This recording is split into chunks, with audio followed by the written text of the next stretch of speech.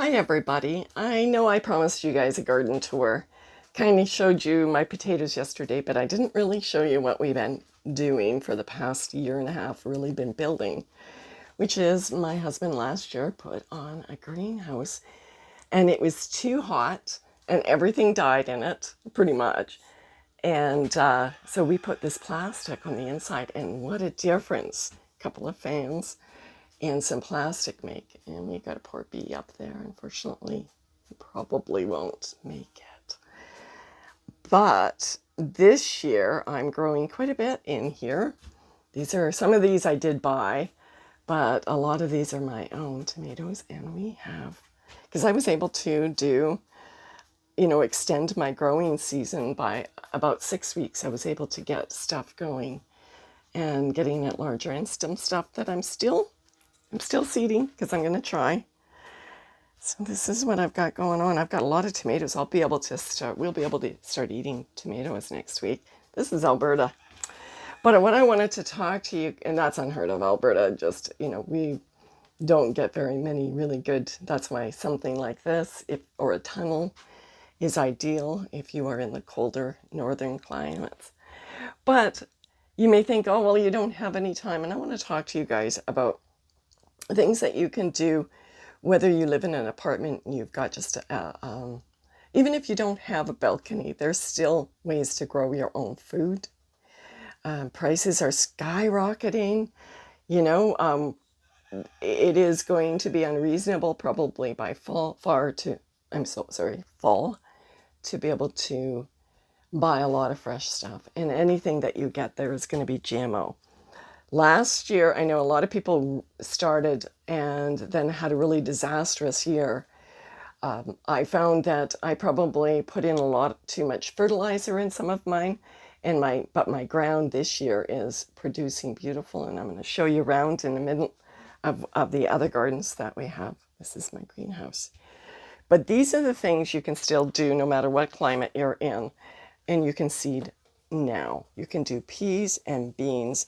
You should stagger your peas and beans anyways, because most of them will start to wither and die after a while. So if you stagger them, you've got a new plant that's going to start up, and that's really good. You can always start with Swiss chard and lettuce and all different types. And yes, these are from China. Remember the China seeds trying to scare us away from things. Anyways, I haven't got anything bad. I started using these last year and they were great. Sunflowers, no. Too late for sunflowers. So let me take you outside. One of the things that we do is we have to have rain barrels. So we've got them all over. And unfortunately, in California and some states, it's illegal for you guys to collect something that God has given you. Well, I think that when it comes to, this is my own personal opinion, when it comes to God's things, Caesar's things to Caesar's, God's to God's. Think about that. Okay, so this is our greenhouse, our other little greenhouses. And these are what I'm talking about, that even if you've got a deck, that's all you've got, you can grow a lot of greens in one of these boxes, and everybody's deck would hold something of that size, maybe multiple ones. Right now, what have I got? I've got 6 of these, and let's just take a look. This is Swiss chard. Obviously, I need to start harvesting some of this, but look at that. And what's great about it is you don't get as many bugs. I see we've got a bug going on there, but you don't get as many bugs. Today is harvest for a lot of this, but you know what's great about Swiss chard? I'm going to be just taking the big leaves and it's going to be producing like this. I should be able to have from this one box probably a family of 4, a good helping of this every day. And this will grow. I don't have to plant anything more with Swiss chard. This will grow until late into, we're eating from our Swiss chard and these in November, and that's just way past our garden time. These things kept it insulated.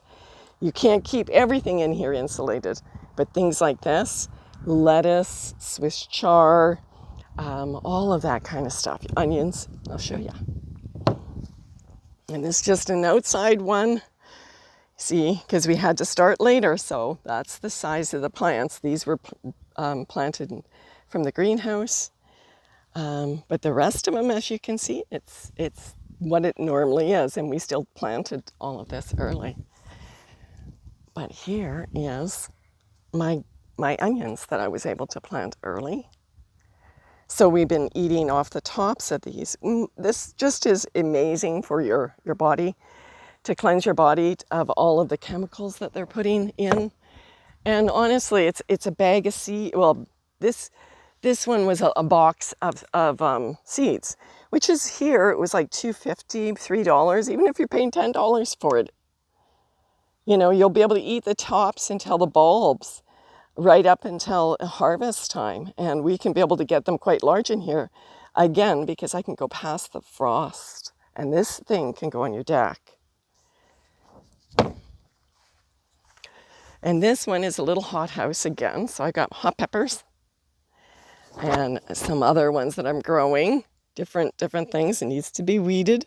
And I got some cucumbers I'm trying in here. We'll see how they go. Last year we had a hard time with our cucumbers, but because the wind beat them up. So we're trying this year with them. But actually I've got them. I've overplanted my garden this year. I've taken the recommendation of one refuge. Oh, I can't remember. Maybe I'll slip it in there. About overplanting your garden. It's easier to weed or thin out than it is to replant and get a big plant. Okay, so overpopulate what's going on. So in this one is carrots that I'm trying in here. And we're, you know, probably carrots shouldn't be in one of these, but yes, you can do carrots in here. So you can have carrots, and carrots is one that you can plant in your garden. They go for a long time, right? Yeah, you can go even past the first frost, but.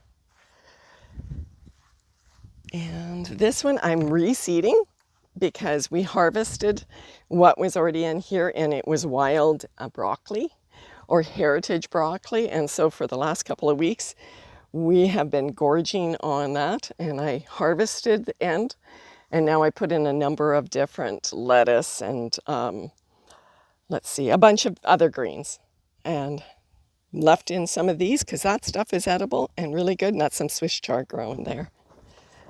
Okay, and then we've got our strawberry garden that we planted last year, and this year it is starting to produce. God is so good, guys. He's so generous. But he expects us to put in a little bit of effort, right? And when we do, he meets us halfway. Actually, he meets us a whole lot more than halfway, guys, because he is so incredibly generous. You know, last year our gardens just, you know, we barely had enough for just eating. But this year he is just giving us a bountiful because of the hard work that we've been putting in. It's like that with your spiritual life as well. It's the more that you read his word, the more that you understand, and the more you get blessed. You know, ask God when you do your morning prayer for a blessing for yourself each and every day. And make sure that you bless God. Make sure you praise him every day in your heart. And I was so blessed because when I went to the garden center, I was wanting to get a whole bunch of herbs, and they didn't. And you know, I could say, oh, I'm upset that I didn't get all of these other ones. But I'm so glad for the herbs that he had left with me. You know, lemon balm. And this one is peppermint. So I'm going to be able to enjoy these teas all year. You know, this is going to be beautiful, and I'm going to be able to, I'm already started to have these teas, of these very fragrant teas, you know, instead of having pops and stuff. Grow your own in your garden. And then they also have medicinal. So we've got some rhubarb that's going to grow and probably take over. Eventually this is supposed to be a strawberry rhubarb garden. But I got sunflowers on here along the sides, and I've got corn and other things like that that are growing on the side. And hopefully they grow to protect the rest from the wind. And I've got peas and beans growing along there. Let me take you to the other garden. Oh, we got our chickens here. They're right by the garden. That was one of the projects we had to do before we could let our chickens free range, is we had to put up a hi girl, hi guys.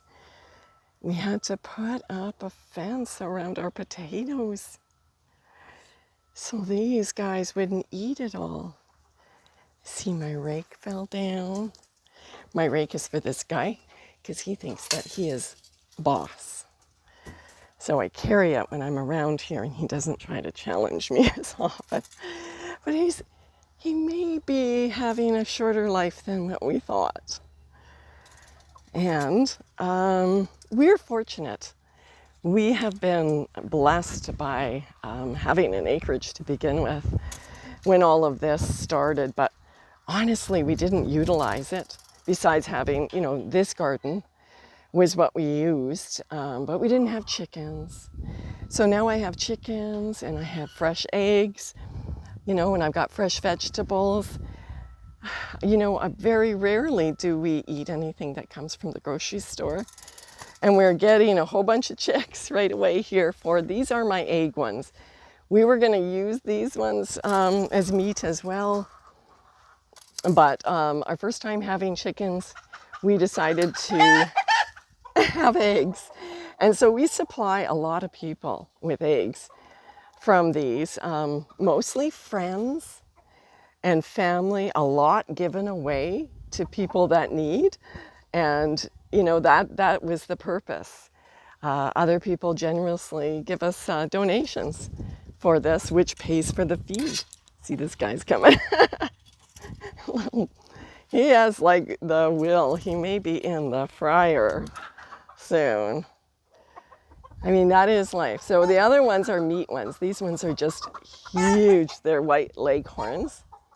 And they have huge, extra large eggs. Just beautiful eggs.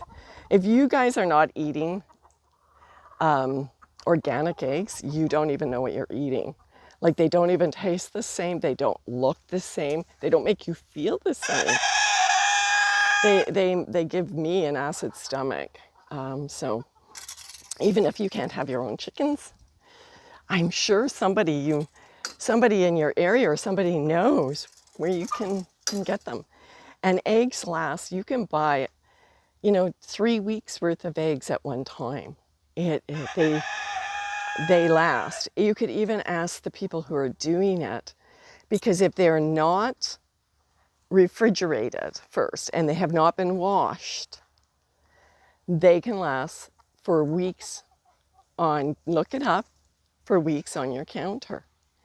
So you could ask the person who's giving you the eggs not to wash the ones if you don't have room in your fridge. Anyways, that is just an idea, because not even on your balcony you're going to be able to have chickens, right? Oh, I forgot my stick.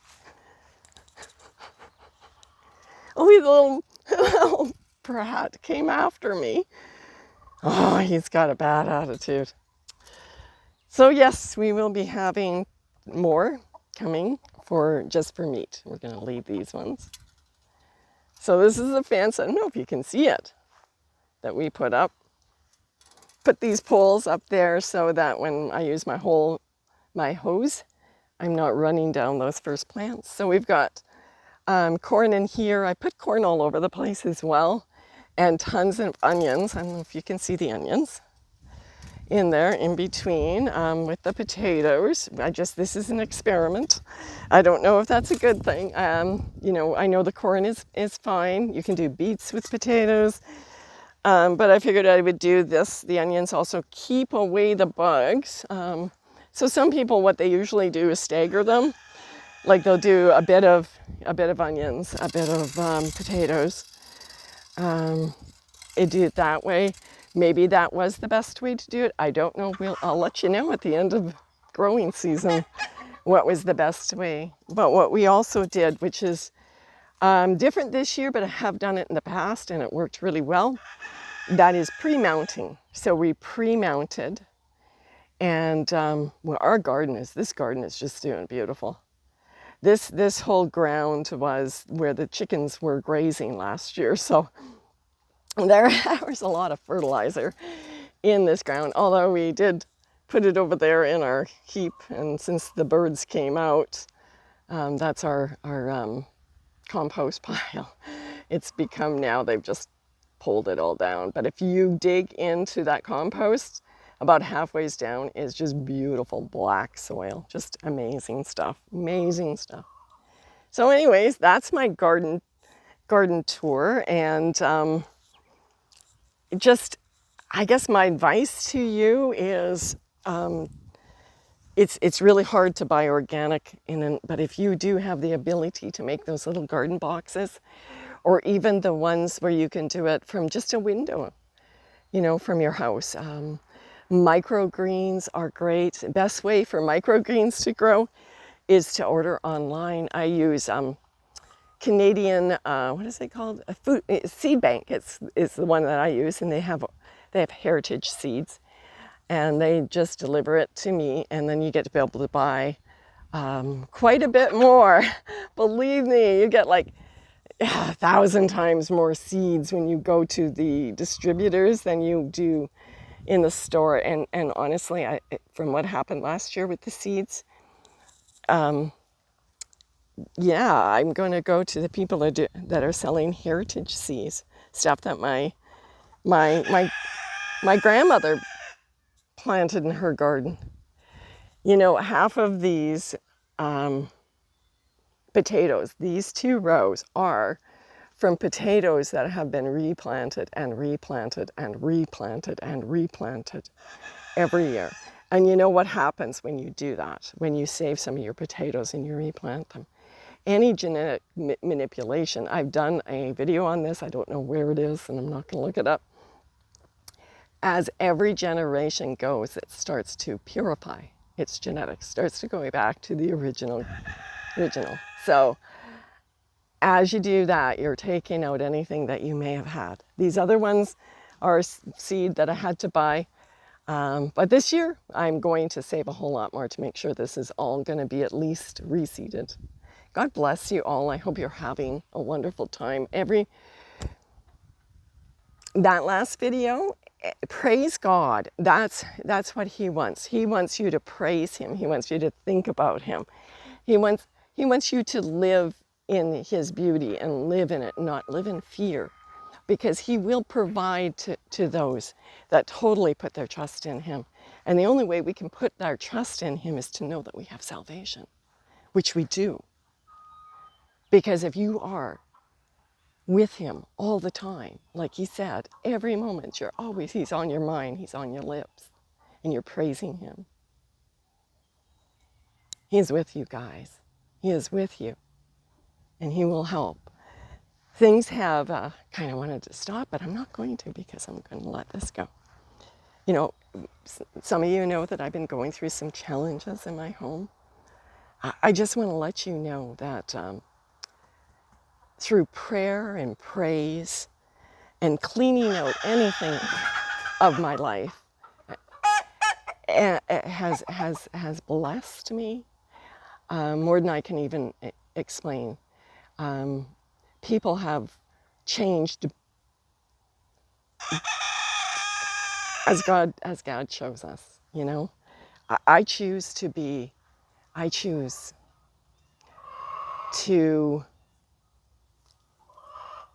see everyone as a child of God, and not to say this person is unredeemable or this person has done the unforgivable. God forbid, because I will be judged at that judgment.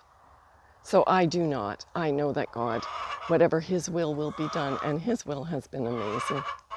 He has blessed me. I don't know what's going to happen tomorrow, but I am confident the more that you rely on Him, the more your life will be blessed, and the more He will guide you in the right path. Love you all. Live and live in life.